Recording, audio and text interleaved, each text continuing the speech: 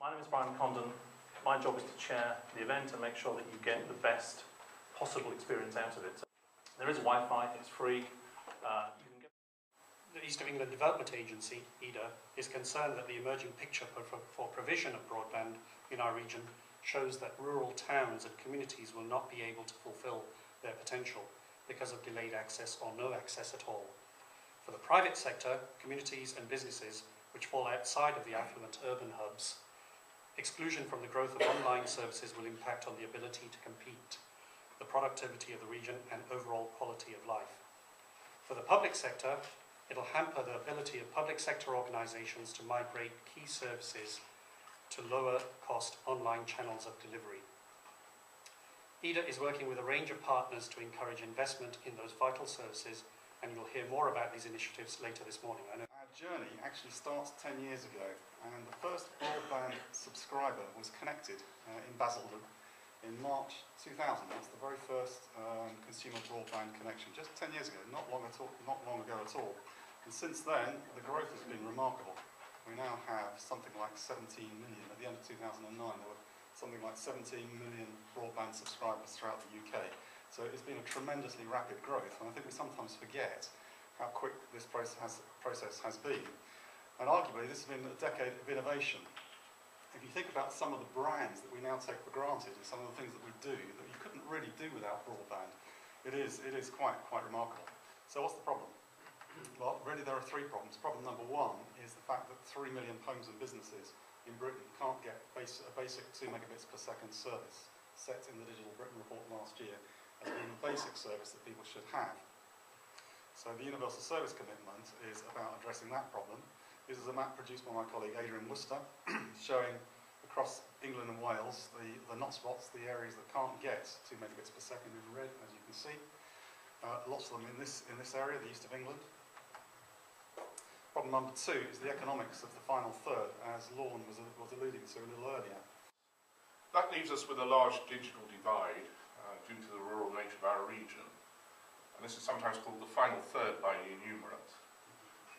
The good news is that both this and the previous governments recognise the problem and have established BT UK to realise the 2 megabits per second and to facilitate NGA in the final third. Now, this is a map produced by Analysis Masons, and I actually refer to it as the final third, and I'm not accusing Analysis Masons of being enumerate, because they have got it in quotation marks. 27% of the premises in the East of England region are in this final third, but that hides large variations. Norfolk is actually 44% of premises, Suffolk 41% of premises, Essex 30%, Cambridgeshire 26%, Bedfordshire 20% and Hertfordshire 14%. I would like to explain something on what is superfast broadband. I think it's very good to see also the president of Fibre to the Home Council, Chris, here. Good that you're here. We are also, like Corning, a very active member in the Fibre to the Home Council, which is an industry setting, and I would like to give you some perspective on a European scale how that's played out. The impact on the digital age, this is just something to gear up, a fun video I will show you to get you as excited as the Dutch are now on football, on Fibre to the Home. And then down to what we feel is really the key message in if you want to deploy a Fibre to the Home network. Wireless is also particularly important for Norfolk. We have a fairly large farming community, agricultural community, which isn't important just in terms of the food they produce, but they also then feed the food manufacturing community, which are based around there, which are far more significant in terms of growth and employment. So in order to serve their needs, wireless is a key part of the rollout of broadband access around the county. Even with the most optimistic forecasts of rollout under normal market conditions, Suffolk is still not going to have much broadband, next generation broadband, and it's still got an awful lot of not spots as well. I haven't got the exact figures to hand, but something like 50% of the population of Suffolk lives in communities or settlements that have got a population way under 5,000. So yeah, it's a huge percentage of the population would not be served if things were left to market forces. So it's quite clear we've got to do something. Fibre is going to get delayed unless we work jointly in actually getting the planning right. You know, this is a huge civil engineering project. You know, look at those numbers, 32,000 engineers. Now, we don't have 32,000 engineers geared up today, but we will by the time this program gets completely motoring. All right, there's thousands today. I think the number is 3,500 to be honest. We're going to be laying 50,000 kilometers of fiber and 30,000 cabinets. Each one will probably need planning permission.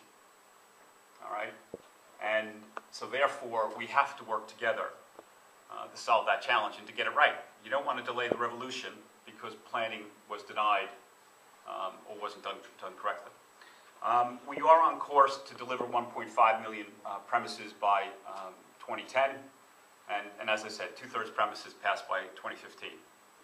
Malcolm put up a slide that showed we had 17.3 million broadband customers. And the reason we do is because there was choice. People like choice. Businesses like choice. They also like to be sold to. And having 10 or 100 different service providers sometimes can be overwhelming, but nonetheless, choice is available. That's why this was successful the first time. That's why it's successful today. DSL2 is just as successful as DSL1. Thank you very much to INCA for inviting me. It's a really great opportunity for me to come out and talk to a group of professionals who are both wrestling with the issues and actually sort of delivering broadband on the ground. I'm going to talk about the government's broadband policy overall, or some aspects of it, and also, as Brian has just trailed, an account of what Broadband Delivery UK is doing. In some places, in some not spots, if you're putting in a 2 meg solution, it might just as well be an NGA. So 2 megs doesn't necessarily mean not NGA. It means a minimum of 2 megs. The 3 pilots, which will come later, will definitely be NGA superfast. Part of the job of making the best use of the central government pot is to work with local authorities, work with European Investment Fund, bank funds, ERDF funds, etc., work with local businesses, work with the partnerships, and indeed part of the point of these worked examples is that you're looking at gap funding. You know, where you've got sort of marginal viability and sustainability, what's the gap in investment and how does that get fitted? Well, everybody else sort of gets together and puts together this thing and said, this is how far we can get, you need to put in X. We put in X, you've done the other thing. And that's what BBUK will be sort of working to deliver once the results come in. One of the things that we found in Nottingham in particular, and I'm sure it's true of other cities, I think we do need to be very careful about talking about urban and rural, because there is an assumption by talking about urban and rural that urban's great and rural isn't. And in actual fact, certainly in Nottingham and some of the other cities that I partner with, can't speak on behalf of Manchester and Birmingham, but I don't think you'd mind me saying that, you know, there are urban areas, there are areas of Nottingham city centre which our creative industries are in, but quite frankly, some of the services you get and the bandwidth that you get is actually as bad as any in our rural areas. I mean, if you're near it, you know, if it's distance from exchange, it doesn't matter if you're in the city centre and the exchange is 5 kilometres away, it's just as bad. From our viewpoint, if we're realistic, what's driven the bills in Europe is either a particular case like Denmark, where it was done by the energy companies, which is slightly different, or because there's been strong competition. And what we do see is places like Spain and other areas where they've stopped doing their fibre to the home is essentially because the competition went away as well. So if there's no incentive to invest, why invest? And that's a perfectly reasonable assumption from an incumbent. You're not going to spend money investing if you don't have to.